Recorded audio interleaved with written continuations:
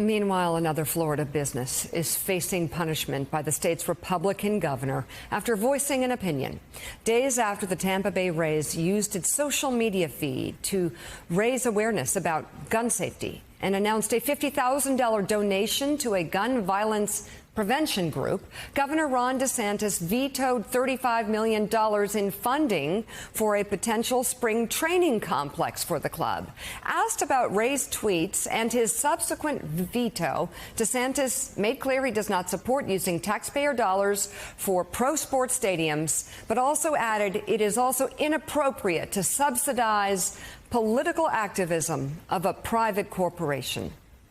Joining us now, senior national political reporter for NBC News, Mark Caputo, and state attorney for Palm Beach County, Florida, Dave Ehrenberg. Joe? So Mark Caputo, this is me saying this, not you. You're obviously a reporter. I am a guy who is a small government conservative. I have been. I still am. And I don't like government on any level. Stepping in, telling businesses what they should or shouldn't do. We saw in COVID, he was telling small businesses what they could or couldn't do, school boards what they could or couldn't do, telling Walt Disney what they can or can't even say inside their own company. And now a tweet, and it costs a baseball team, a beloved baseball team, a heck of a lot of money because he's vetoing bills because of tweets. It seems to become more, my words, not yours, extreme by the day. What's going on here? Well, I think in this specific case, he's kind of log rolling these two things. Number one, he wanted to veto a lot of spending because he is a conservative. However, this is a massive budget. There is a lot of government spending here. And conservatives traditionally don't like a lot of government spending. It's a $109 billion budget. He vetoed $3.1 billion. He was looking for things to cut. And this is an easy one because a lot of people just don't like the idea of subsidizing sports teams. And then it was one of these things like, oh, hey, and they did this. So for him, it was kind of a win-win. You are going to see more of this, though, to your point. Saw it with Disney, and you're going to see it with other companies that step out of line in his view. Now, that having been said, though, he did say, hey, I'm against sports stadiums. Formula One and NASCAR did get some sales tax breaks and legislation he signed. So he's not completely opposed to giving certain breaks to some sports franchises or enterprises. But in this case, he obviously won. Yeah. Yeah, Dave Ehrenberg, though, he did, though. If it were just about the sports stadiums, he could have just vetoed it and said, I don't support giving money to sports stadiums or sports outfits, when, of course, Mark just pointed out that he does for ones he prefers. But again, there is an authoritarian streak here.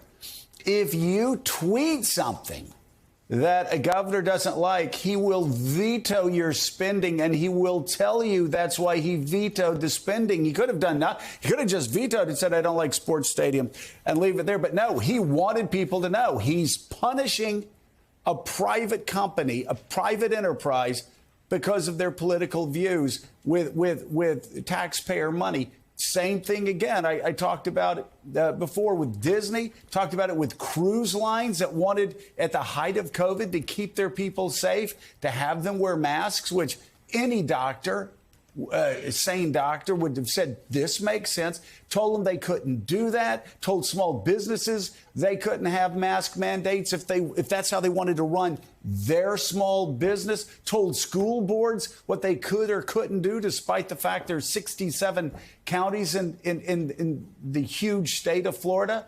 I mean, it's just craziness. This is not conservative. This is authoritarian. It's plain and simple, and conservatives know that.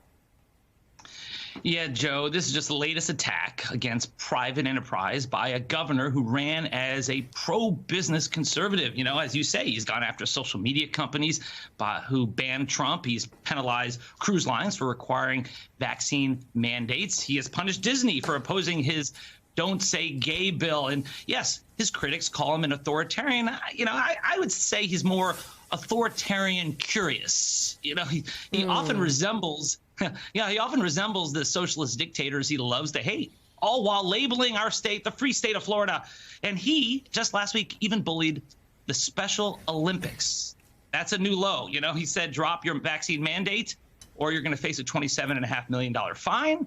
The Special Olympics responded that we don't want to fight, we just want to play. And yet they capitulated because otherwise they'd face hefty legal fees to challenge it. So this is yet another attack by DeSantis on an iconic American institution. If you're keeping score at home, he has attacked the Special Olympics, baseball, Mickey Mouse, and even the First Amendment itself. And yet he'll be running in 2024 as an America First candidate for president. But, you know, that's par for the course in MAGA world, where it's performance over policy, and the cruelty is the point.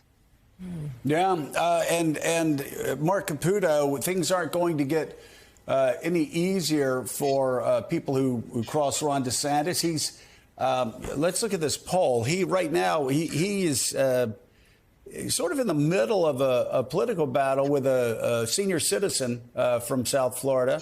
And here we saw Western Conservative Summit straw polls. Straw polls mean very little, as Mr. Lemire suggested last hour. If you don't believe me, just ask President Ron Paul. But Ron DeSantis ahead in this straw poll over Donald Trump. We saw the same thing happen out of Wisconsin earlier. Again, it may not mean a whole lot. Just the fact, though, that DeSantis is doing better than Donald Trump may not mean much in the future, but we certainly know it means a lot to Donald Trump. Should we expect more positioning by Ron DeSantis moving forward, more sort of virtue signaling to the conservative base? Well, he's managed to stay in the national, and I'm wondering if you can even hear me, by the way, because it looks like my Skype is cutting in and out. I apologize for that. But it appears that DeSantis has just managed to remain in the national spotlight, and he makes conservative hearts go pitter-patter.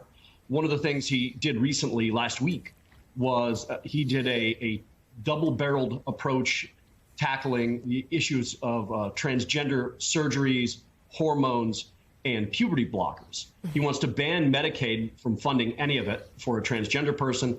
And at the same time, his administration has asked the Board of Medicine that regulates doctors to essentially make it impossible for a doctor to perform these various therapies. Again, it's puberty blockers, hormones, and in some cases surgeries, from operating or administering that to minors at all.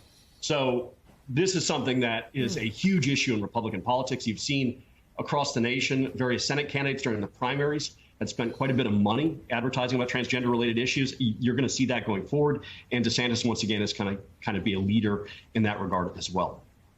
Yeah, we've also heard from former President Trump in his most recent rally and emailed statements also talking about these transgender issues. Republicans seemingly making it a talking point going forward.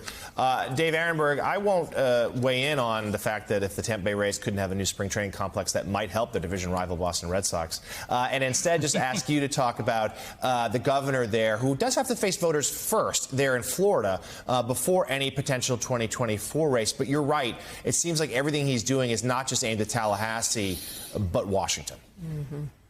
Yeah, Jonathan, he's got 105 million reasons to be overconfident in his reelection. That's how much money he's raised thus far, which would be more than any statewide candidate has ever raised in Florida by far. The Democrats are going to raise just a tiny portion of that. And so he is looking past this year's reelection towards 2024. And, you know, things like this with the Tampa Bay Rays and Special Olympics, yeah, they could hurt him in a general election, but, you know, he's already so far ahead in money that he doesn't care right now. One interesting thing, I think if the Tampa Bay Rays wanted to, they could perhaps sue the governor, just like Disney could sue the governor, because under some Supreme Court law, there is a prohibition against having government officials retaliating against someone for speaking out. There's a Hartman case in 2006. There's the Citizens United case in 2010 that says that corporations are people and they have virtually the same First Amendment rights as people. So the governor can no more retaliate against the Tampa Bay Rays as they could against the Tampa Bay Rays players for expressing their First Amendment rights. But would they do so, even though they could? I don't think so. I think the Rays are going to follow the Disney lead and just stay silent, play the game of go along to get along, because as Mark Caputo knows, the governor is so powerful. The state legislature has ceded all power to him, and they don't want to mess around with this. They're just going to live to play another day.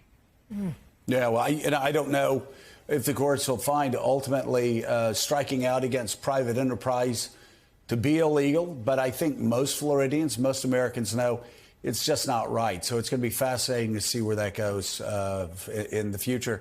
State Attorney for Palm Beach County, Dave Ehrenberg, and NBC's Mark Caputo, thank you both so much. And